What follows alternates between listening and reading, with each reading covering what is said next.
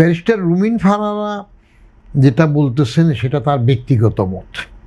আমি এই জাতীয় কারো ব্যক্তিগত মতের, কারণ আমাদের সাথে রাজনীতিতে কালচারটা হয়ে যায়, যখন ব্যারিস্টার রুমিন ফারানাকে যদি বিএনপি মনোনয়ন দিত, এখন তো বলছি মনোনয়ন না দিয়ে আমার জন্য ভালো হয়েছে, যদি দিত হয়তো তিনি এই কথা আজকে বলতেন না, যদি দিত, যদি এখানে উনি মন্ত্রী হইতে পারতেন তাহলে এরকম কথা বলতেন কিনা সন্দেহ আছে। কারণ আমরা দেখি না, এই যে আমাদের রাজনীতিবিদরা স্ত্রী যেমন অনেক সময় স্বামী বদলায়, একটাকে বাদ দে, স্বামী যেমন অনেক সময় স্ত্রী বদলায়, আমাদের রাজনীতিকরা দীর্ঘদিন এক দলে থাকার পরে পান থেকে চুন খসলে বিশ্বস্ততার সহিত ওই দলে থাকে না। এই যে আমাদের এই যে একজন মান্না আছে না, আওয়ামী লীগের বড় নেতা ছিলেন মাহমুদুর রহমান মান্না, আমি মাঝে মাঝে বলি মান্নার কান্না নহেইরা নাহে ফান্না। তো উনি দল বদলাইয়া নিজে দল করলেন, এভাবে আসলেন, অন্যেরা আসলেন। এখন যারা এইবার বিএনপি যাদেরকে নিল, শেখ হাসিনাকে আমি একটা লেখায় পরামর্শ দিয়েছিলাম 24-এর ইলেকশনের আগে,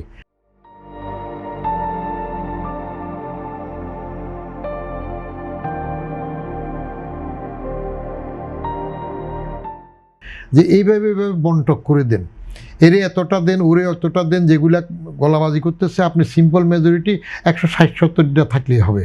রব আর তানিয়া রবরে কয়টা দিবেন, তারপরে যে অন্য দলের এরা আছে তারা কয়টা দিবেন, বাক করে দিয়ে দেন, তাহলে দেখবেন যে আর ঝামেলা হবে না।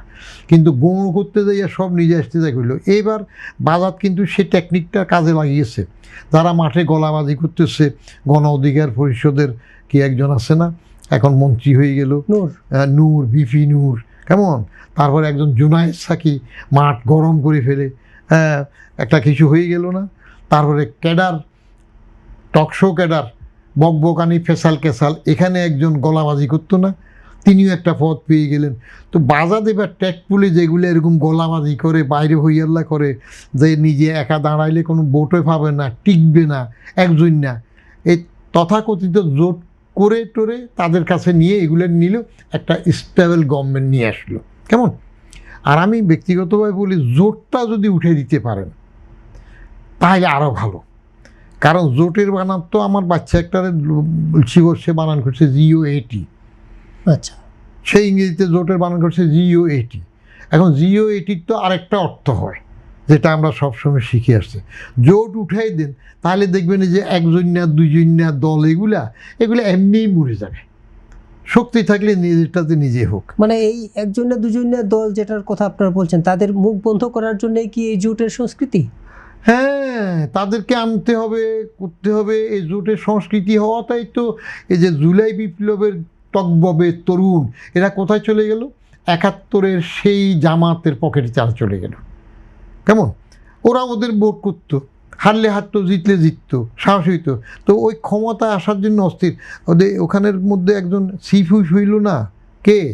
নাহিদ ইসলাম চিফ হুইপ, বয়স কত? আর বাজাদের চিফ হুইপ নুরুল ইসলাম মনি, বয়স কত? কি রেজাল্ট! নুরুল ইসলাম মনির রেজাল্ট জানেন তো কতবার হইতেছে? 2বার তো নিজে স্বতন্ত্র হয়ে নির্বাচিত হইলে, পরে দলে আসলো, ব্রিলিয়েন্ট রেজাল্ট। তাহলে একজন পাকতে পাকতে সিজন হয়ে আসলো, আর একজন যাত্রাতেই ক্ষমতার জন্য অস্থির হয়ে গেল। এবং তারা ক্ষমতাতে আসলো যেহেতু তারা ইউনুসের নিয়োগকর্তা, ইউনুস নিজেই বলছে যে ছাত্ররা আমার নিয়োগকারী। তো নিয়োগকর্তারা ক্ষমতায় আসলো, ক্ষমতায় এসলে ওই যেটা বললেন এখন রুমিন ফারানা বলতেছে টাকা এই সেই, এটা হবেই। কারণ কাঁচা তিনটা জিনিস আমার ফেভারিট কথা সবসময় বলি, কাঁচা বয়সটা খুবই খারাপ, ফরওয়ার্ডলি গাইডেড না করলে এটা ডিরেইলড হয়ে যায়। যেমন ইউনুসের আশকারায় একটা ভায়োলেন্স হয়েছে এই দেশে, তার পিরিয়ডে টোটাল সামাজিক মান মানিতে শেষ হয়ে গেছে, মব কালচার হয়েছে, এখন কেউ কাউকে মানে না।